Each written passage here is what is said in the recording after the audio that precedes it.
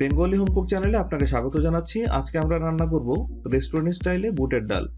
রেস্টুরেন্টে এই খাবারটি আমরা প্রায় সবাই খেয়ে থাকি এবং পরোটার সাথে যা খুবই সুস্বাদু। ঠিক একই খাবারটি আমরা বাসায় কি করে খুব সহজেই রান্না করে নিতে পারি সেটি আজকে আমরা দেখব। আপনি যদি আমাদের চ্যানেলে নতুন হয়ে থাকেন তাহলে আপনাকে রিকোয়েস্ট করব আমাদের চ্যানেলটি সাবস্ক্রাইব করার জন্য। প্রথমে আমরা একটি প্যান নিয়ে তাতে 2 টেবিল স্পুন পরিমাণ সয়াবিন তেল এবং 1 টেবিল স্পুন পরিমাণ সরিষার তেল দিয়ে নিয়েছি। এর মধ্যে আমরা দিয়ে দিচ্ছি 4টি তেজপাতা, 4টি সাদা এলাচ যা আমরা একটু ফাটিয়ে দিয়েছি, 2টো দারুচিনি এবং 4 থেকে 5টি লবঙ্গ। এই উপকরণগুলো আমরা সামান্য ভেজে এর মধ্যে দিয়ে দেব হাফ কাপ পরিমাণ পেঁয়াজ কুচি। আমরা কিন্তু ফ্লেমটি মাঝারি রেখেছি, চুলার ফ্লেম।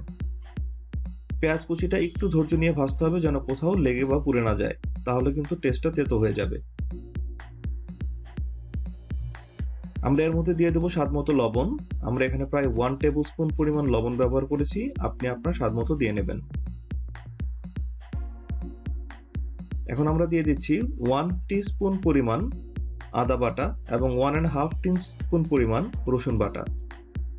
এটা দিয়ে আমরা একটু ভালোভাবে মিশিয়ে এর মধ্যে প্রায় 1/3 কাপ পানি দিয়ে দেব, কারণ আমরা এর মধ্যে গুঁড়ো মশলাগুলো ব্যবহার করব। সরাসরি যদি গুঁড়ো মশলা আপনারা তেলে দিয়ে দেন তাহলে কিন্তু মশলাটা পুড়ে যায় এবং ফ্লেভারটি নষ্ট হয়ে যায়। তো আপনারা দেখতে পাচ্ছেন আমরা দিয়ে দিচ্ছি 1/3 কাপ পরিমাণ পানি।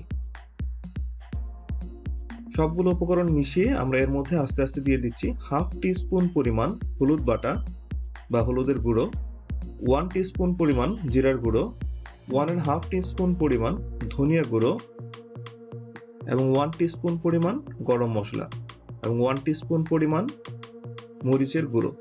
সবগুলো উপকরণ আমরা বেশ ভালোভাবে ভুনা করে নিচ্ছি। এই পর্যায়ে আপনারা কিন্তু খুব সুন্দর একটি সুঘ্রাণ দেখতে পাবেন, যা মূলত পেঁয়াজ এবং এই মশলাগুলোর ফ্লেভার।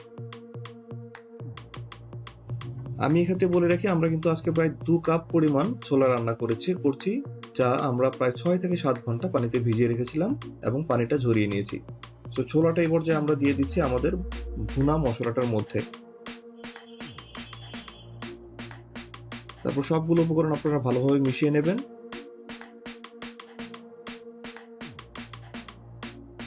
ভালোভাবে মেশানো হয়ে গেলে আমরা এর মধ্যে কিন্তু পানি দিয়ে দেব।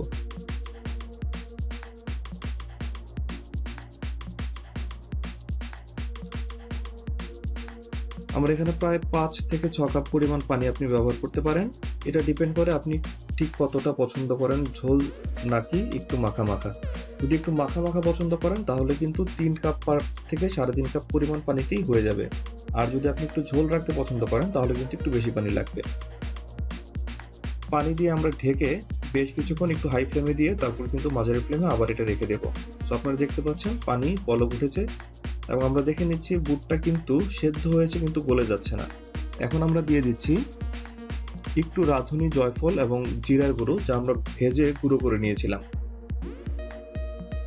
এখন আমরা বাগারের জন্য রেডি হচ্ছি, যেখানে আমরা সামান্য পরিমাণ ঘি নিয়ে নিয়েছি প্রায় 2 টেবিল স্পুন পরিমাণ এবং এর মধ্যে আমরা শুকনো মরিচ দিয়ে দিচ্ছি, পেঁয়াজ কুচি দিয়ে দিচ্ছি প্রায় 2 টেবিল চামচ পরিমাণ এবং রসুন কুচি 1 টেবিল স্পুন পরিমাণ। এর মধ্যে আমরা জিরা দিয়ে দেব 1 টিস্পুন পরিমাণ, দিয়ে আমরা পুরো বাগারটা রেডি করব এবং বেশ ধৈর্য ধরে আস্তে আস্তে ভাজতে হবে যেন এটা কালার পুরোপুরি বাদামি হয়ে যায় কিন্তু পুড়ে না যায়।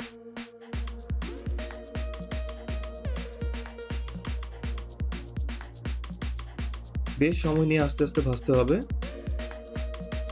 এই পর্যায়ে দেখতে পাচ্ছেন আপনারা কালারটা চেঞ্জ হয়ে গিয়েছে এবং তখন আমরা চামচ দিয়ে সামান্য পরিমাণ ডাল এনে আমরা কিন্তু বাগারের মধ্যে দিয়ে দিচ্ছি। অনেকেই কিন্তু এই ভুলটা করে থাকেন যে বাগারটা নিয়ে সরাসরি ডালের মধ্যে ঢেলে দেন, তাহলে কিন্তু ফ্লেভারটা খুব বেশি ভালো আসে না।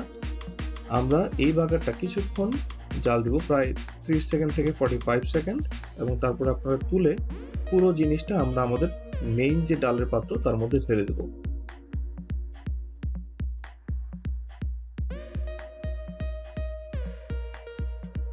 ঢেলে আমরা পুরো উপকরণটা একটু নাড়াচাড়া করে নিব যেন পুরোটা ভালোভাবে মিশে যায়। আপনারা দেখতে পাচ্ছেন কি সুন্দর কালার চলে এসেছে অলরেডি এবং আপনারা দেখতে পাচ্ছেন এটা বেশ লিকুইড। আমি একটু লেবু দিয়ে দিচ্ছি, লেবুটা দিলে এটার মধ্যে থেকে খুব সুন্দর একটি ফ্লেভার আসে, যে কারণে এটার টেস্টটা কিন্তু একদম রেস্টুরেন্টের মতোই লাগবে। আশা করি বুঝতে পেরেছেন কি করে খুব সহজে আপনারা এই রান্নাটি করতে পারেন। আশা করি এই রান্নাটা আপনারা বাড়িতে করবেন এবং আমাদেরকে জানাবেন খেতে কেমন হয়েছে। আর যদি আমাদের রান্নার চ্যানেলটি আপনার ভালো লাগে তাহলে অবশ্যই আবার রিকোয়েস্ট করব আমাদের চ্যানেলটি সাবস্ক্রাইব করার জন্য। ধন্যবাদ। আবার দেখা হবে নতুন কোনো ভিডিও নিয়ে।